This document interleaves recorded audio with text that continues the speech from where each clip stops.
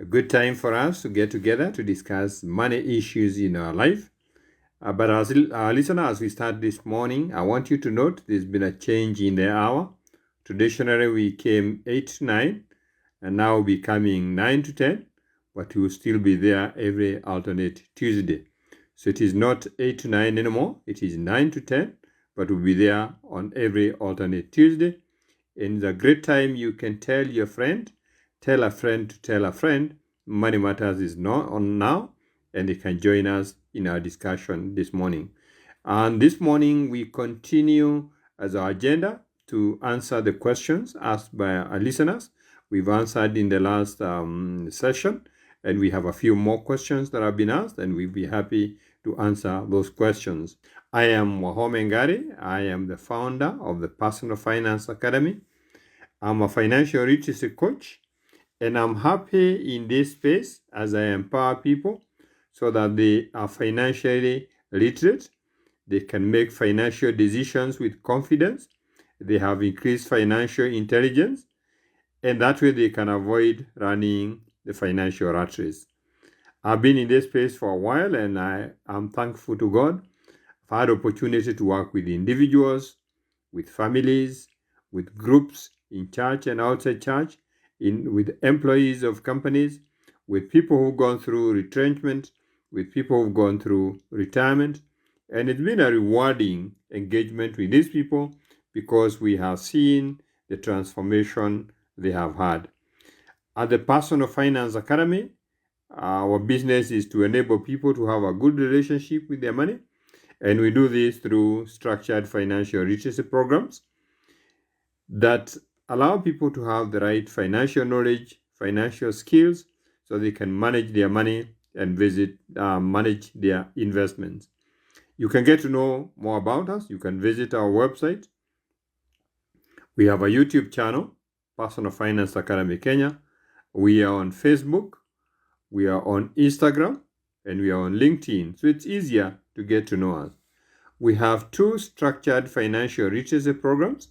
The Personal Financial Planning Masterclass, a program well designed from research for empowering financial advisors, people who sell insurance, people who sell any other financial services, so they can have the right knowledge, the right skills, the right tools to offer viable solutions to their clients, while in essence they are diligently managing their own finances and investments. And if you want a chance to learn what the others are learning, we have a program. It's called a Come and See. And here you get an opportunity to visit one of the classes. It's a virtual class that is held from the comfort of your house on Tuesdays and Thursdays from 7 to 9 p.m. It is on Zoom. So it is 2 hours on Tuesday, 2 hours on Thursday. And you can get a chance to come and learn what the others are learning. All you do is get in touch with us on 0708 150 137. 0708 150 137. There are limited chances. We give them on a first come, first serve basis, so you can text or WhatsApp that number. So today we are happy to finalize answering the more questions that you have asked. And thank you very, very much for asking us questions. We have answered a couple of you. Mercy asked whether it was advisable for a married woman to have a secret bank account. And I think we've answered that very well in our last discussion. Bridget observed that from the studies she has seen from behavioral finance, there are indications that women tend to have less confidence when it comes to investing than men. And she was wondering what she can do to be more confident. And we have explained to Bridget and other listeners what they can be able to do. Nancy also said that her spouse is well versed with financial matters than she is, and he doesn't want to teach her, and so she wanted to know how to learn. Thank you, Nancy. I think we explained to you how you can become more financially literate so that then you can be able to make decisions. Even if he doesn't want to show you, you will actually be able to know a couple of things. Lisa, you asked how to manage personal budgeting, and I know we went through the whole budgeting process, including how to put together a spending plan. So we're hoping we answered your questions. Yes, Alicia, you also asked the question, should you consider whether to build or not to build a home or country? And I think we had a good discourse on that area. So if you allow us today, we will deal with a couple of questions. Thank you, Jane Rose. You have asked what are the do's and don'ts when managing personal finances during tough financial times like the ones we are in. And I think Annette was coming from the same side because she asked, how should I handle the scarce resources in the midst of tough economic times? So Annette, as we answer Jane Rose, I think we'll be able to answer your question alongside so that we can see what are the things we can do when times are tough. Beth, you were asking on loans. Financial institutions give moratoriums, and you wondered what is our thought about it. Is it something that you should consider or not consider? And Jean, you were asking, should one consider a jig, a hustle to cushion them financially during tough times? And I think Jean will be able to look at that. And finally, I think it was Magdalene who said, should a baby girl be exposed to financial issues like the baby boy? And Magdalene, we're going to look at that. But before you even get there, I must say to you, it doesn't matter whether it's a boy or a girl.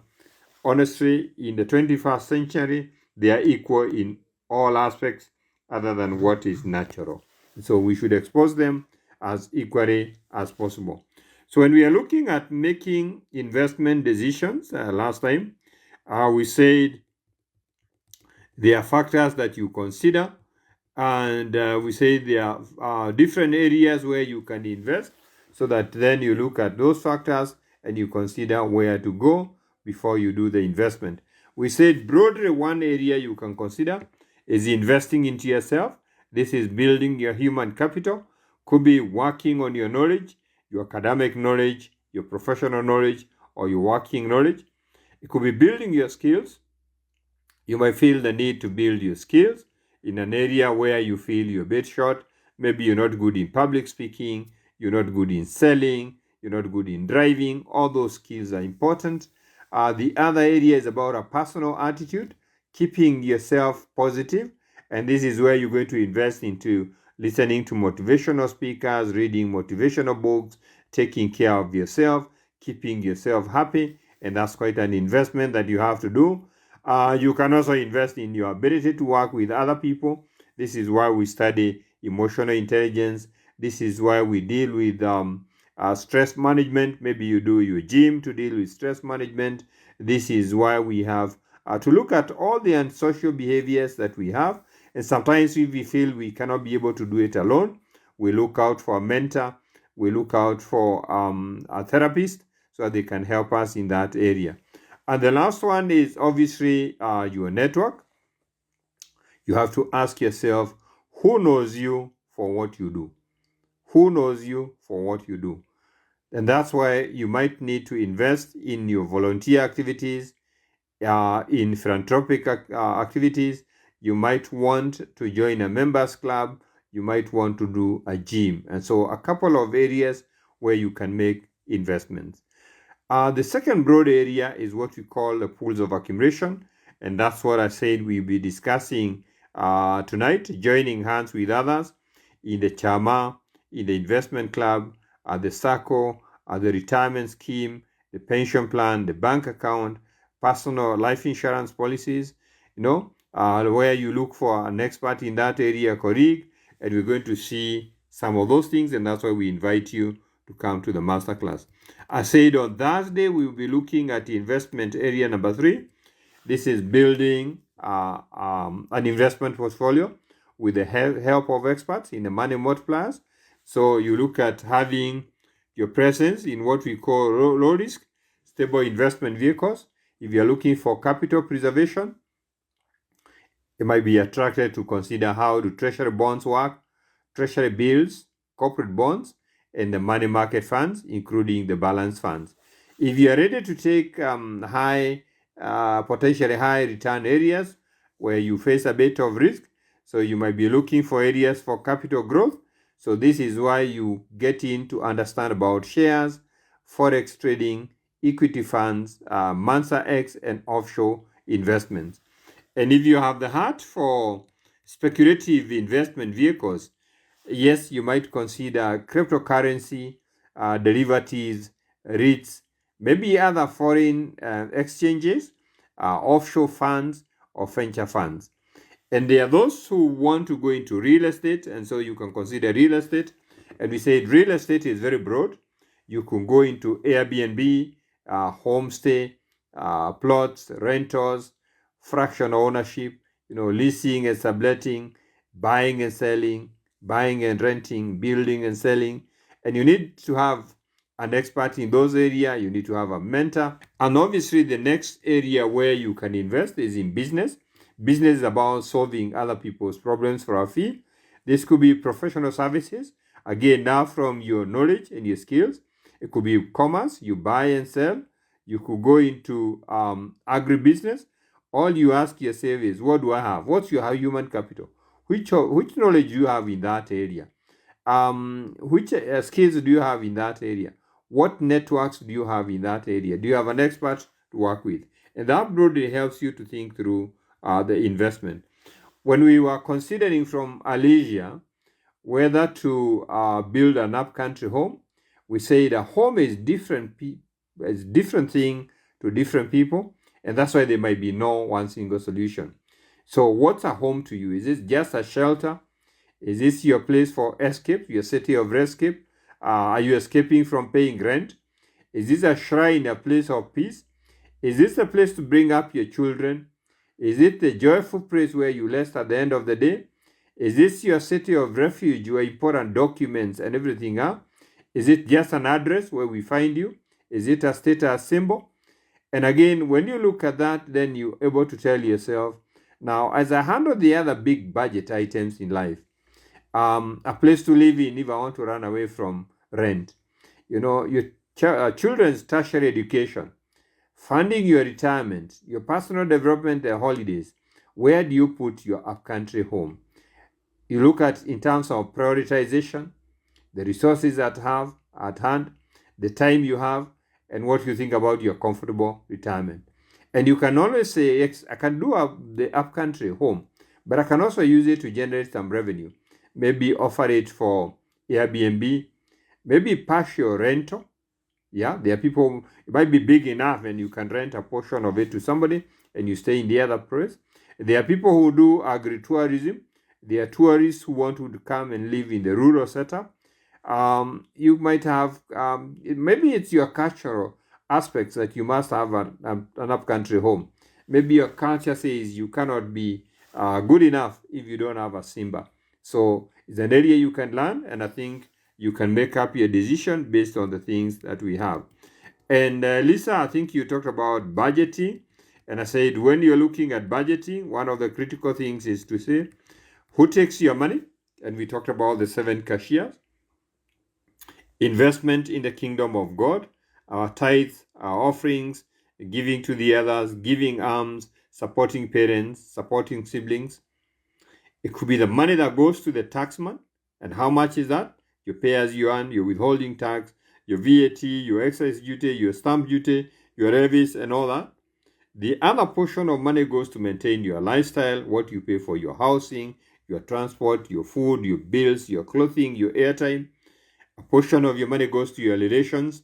This is your spouse, your children, their school fees, their clothing, their feeding, their Medicare, their insurances, their gifts. A portion goes to the community. That's why you participate in Harambees, projects, weddings, funerals, medicals, and all the other things. Please don't forget a portion needs to go to your personal improvement, the books you buy, the seminars you attend, the college you get into, the gym you go to, into the salon, the holiday you take. And a portion must be reserved for tomorrow. And this is your savings and your investments in the SACCO, the unit trust, the pension, the insurance policy, NSSF, your shares, your bonds, your chama, the whole of that. So we said your work as your budgeting is to make sure that all those cashiers get their rightful share. And so that's why we said budget is not about paying, it is just having a spending plan. It's not just being mean to yourself. And we say the process is simple. Step number 1, ensure you capture all your incomes every month, your salary, your commission, your rental income, your profits, the fees you earn, the dividends, the rent you collect, the allowances, if you have a retainer, if you earn any honorarium, you have any royalty, you get any proceeds from your farm, you have capital gains, you get a gift, because you cannot manage what you don't know. The first thing is make an effort, make sure you're very clear on all the income that you get. The second one is obviously capturing the expenses. Yes, on a daily basis. You want to set up a spending record on a daily basis so that you have a basis for your spending plan. You want to answer this question, where does my money go? And you want clarity where the money goes.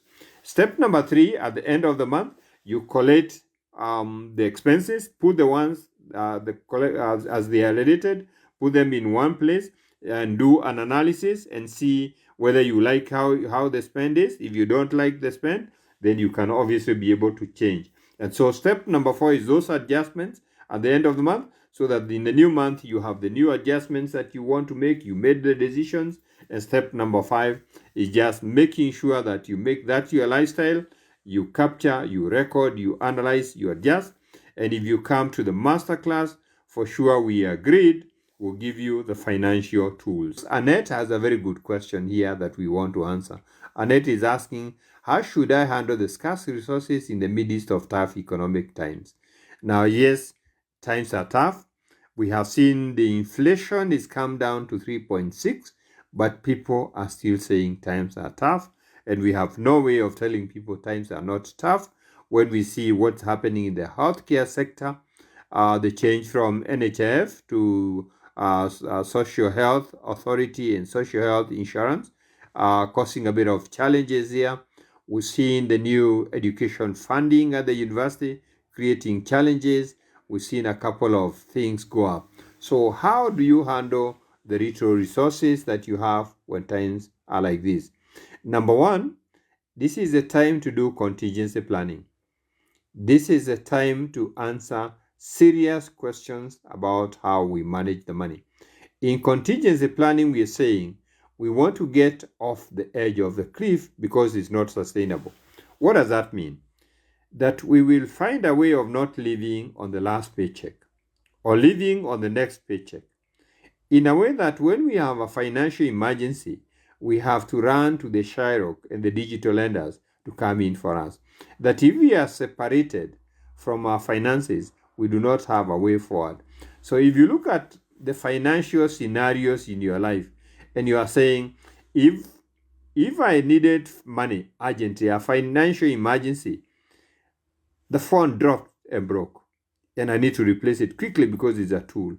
My car stalled because the battery is gone and I need to replace it. Someone has been taken ill and we need to get them into hospital and they need a deposit.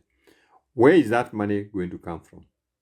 In tough economic times, we cannot leave ourselves exposed.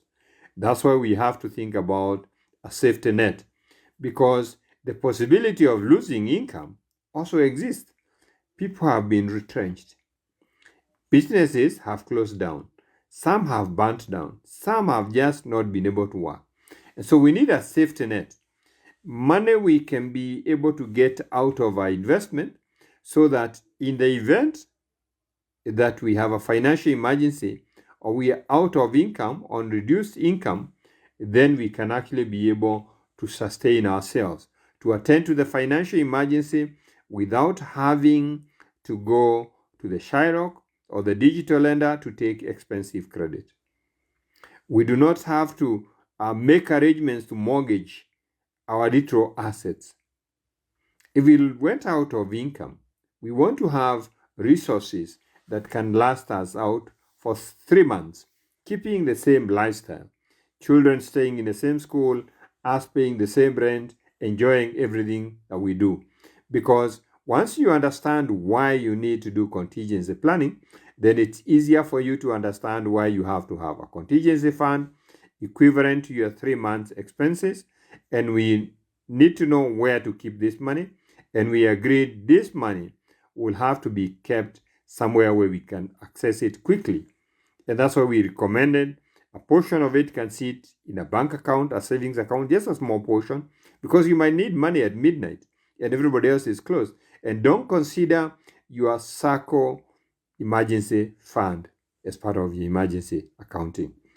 It may not come in handy because something happens on Friday, the SACCO will only open on Monday, and if there's a public holiday, they do not even open.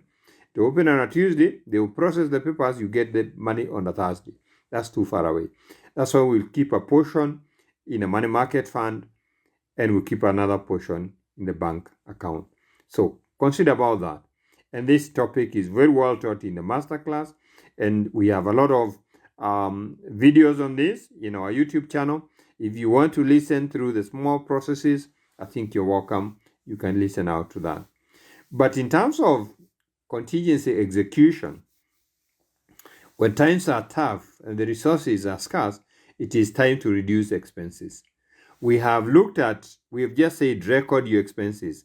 When you record your expenses and you look at them, it's easier to see where the leakage is happening.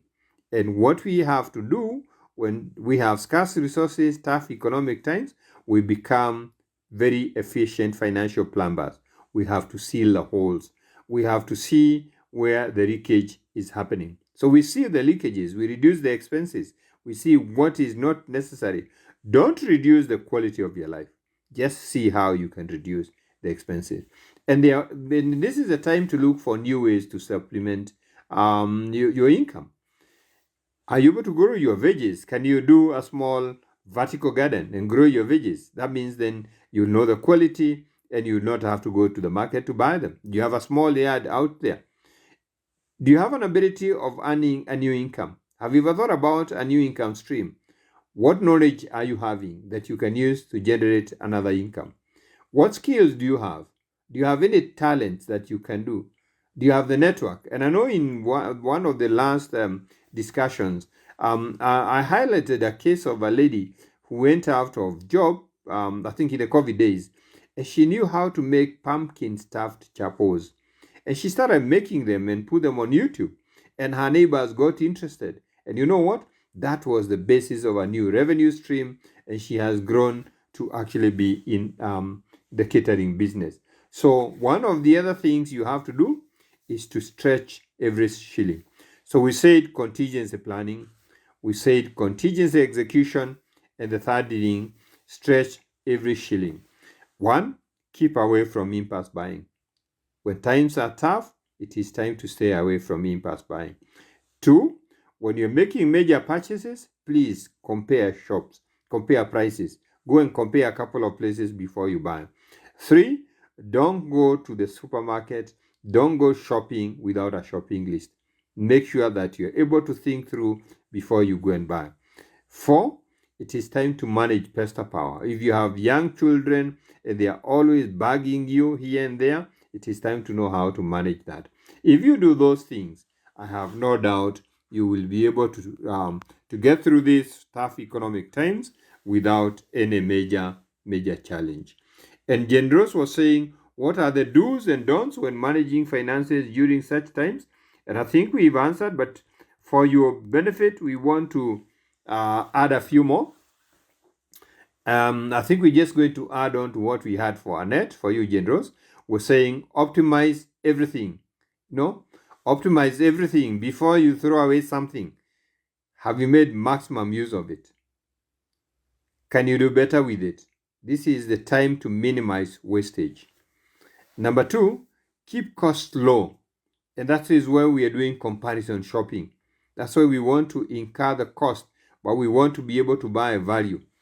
And when times are very hard, maybe this is not the time to make the major financial decisions. Sometimes we defer them because we realize something is not working very well. So sometimes you defer the big ones and we deal with the times we are in. When these times are gone, we can be able to get in the big one. And it is you to determine, is it tough for you or not tough for you? It's never tough for everybody. So you must be able to make your decision. In fact, what we say, you need to adopt a survival mode.